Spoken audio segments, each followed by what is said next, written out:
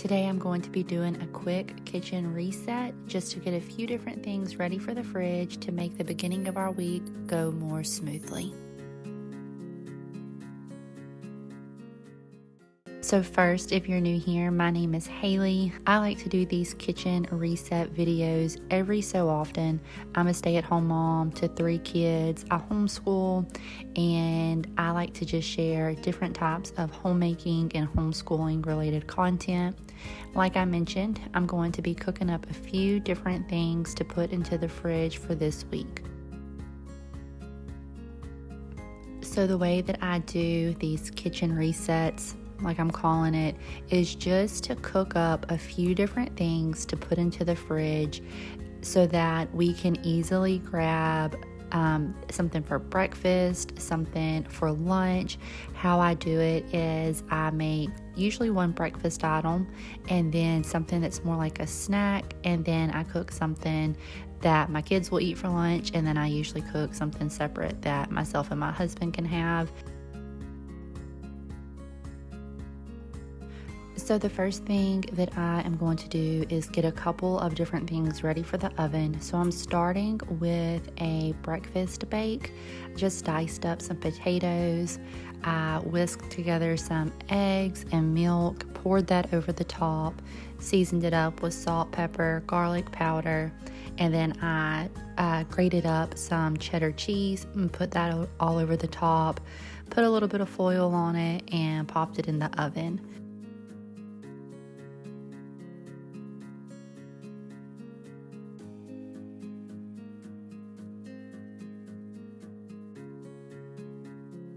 Okay, now I'm moving on to some brownie baked oats, and I will, if there is a recipe that I referenced, I'll put it down in the description. I don't always have a recipe, so like the egg bake, there's not going to be one for that. But like I said, what I'm making now are some brownie baked oats. So basically you combine an egg, some milk, peanut butter, maple syrup, and I think some vanilla extract. So that's your wet ingredients that you mix all together. And then you're going to put some, you can use quick oats or you can use old-fashioned oats. I've used it with both. My kids prefer the quick oats. They're just in smaller pieces. And then you want to put some either cocoa powder or whatever you use for chocolate flavoring. I use unsweetened, but you could use sweetened if you want it to be a little sweeter, as well as some chocolate chips. And you're just going to mix your wet ingredients into the dry ingredients, put it all in a baking dish, and it's going to all bake together. You could eat this for breakfast, or we just use it as a snack.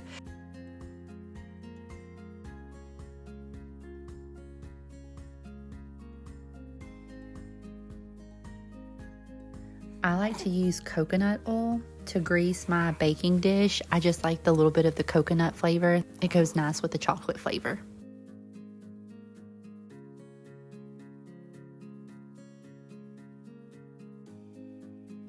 So the chocolate oats can go into the oven at the same time as the breakfast bake that I was doing. I baked them both at 350. Whenever I'm getting ready to do a day like this and I'm picking out what I'm going to cook, I'm trying to think of things that don't all utilize like the stovetop or the oven. That way I can be using, the stove and the oven instead of having to wait for the oven to be empty to move on to the next thing. Like I want to make things that I can put in the oven together, and then I want to have a couple things that can be going on the stovetop, just because it makes it go so much faster. And I don't want to spend several hours in the kitchen doing this. I really want to get it done as quick as possible so that I can get everything cleaned up. We can move on with our day, and it just makes this whole thing so much more likely to happen. If I know that it's going to be an all-day ordeal, I'm probably not going to do it as frequently.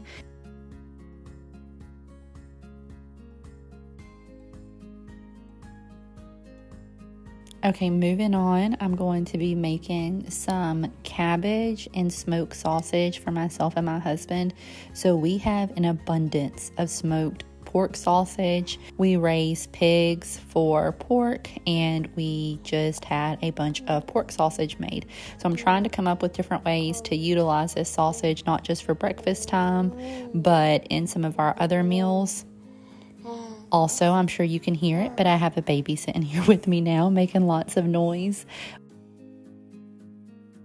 So like I was saying, I've been trying to come up with some different ways to work smoked sausage into some of our meals so that we can use it up.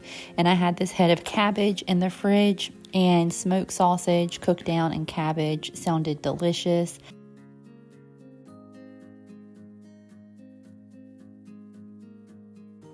This is something else that I don't have a recipe for, but basically I sliced up my sausage and put it into a pot.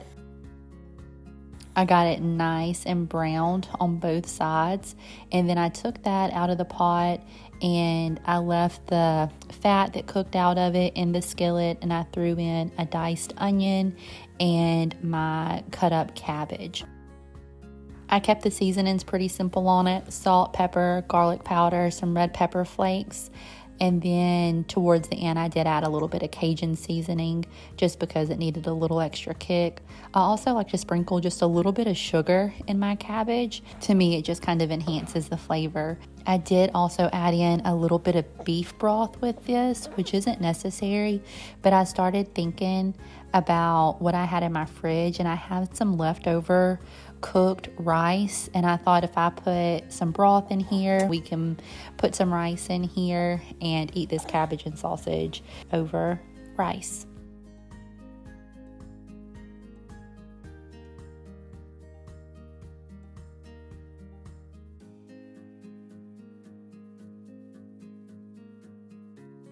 All right, last up, we're going to make what I'm going to call a stovetop lazy lasagna.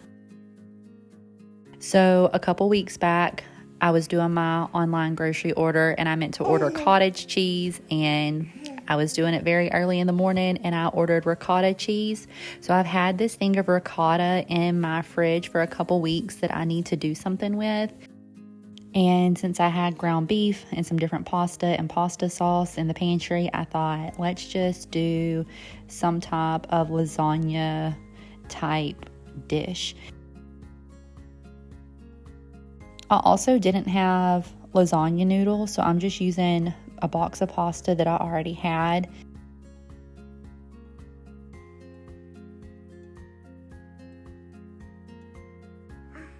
So I could have, assembled all of this, cooked it on the stovetop, and then transferred it to a baking dish, but I thought, why dirty another dish? So I just done it all on the stovetop.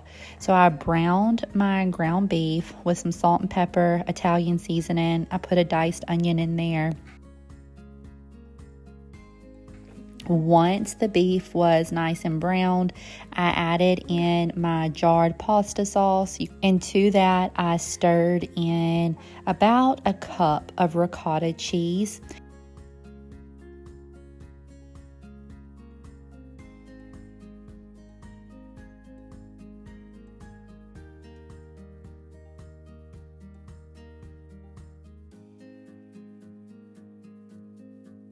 So once my sauce was ready, I poured those cooked noodles in there, stirred it all together, and then I just took some shredded mozzarella cheese, put it over the top of it, put the lid on my skillet, and let it melt until it was good and cheesy. This was so good, and it made so much. My kids loved it, had zero complaints. They both cleared their plates. So these kitchen resets are something that I have been doing in this way for the last few months, and I'm just really enjoying it. It's really working for this particular season of life that we're in, and it's just making our weeks start off so much more smoothly. Meal prepping isn't something new to me. I have meal prepped and cooked in bulk or in batches for a really long time. I think sometimes we can overcomplicate meal prepping because we try to make it look the way that somebody else's meal preps look, and that just might not make sense for your family at the time. So, experiment with it, do things that make sense for you and your family. It doesn't have to be this huge, long, drawn out day where you're cooking 20 different things at once. It can if you want to, but it doesn't have to. Your containers don't all have to match.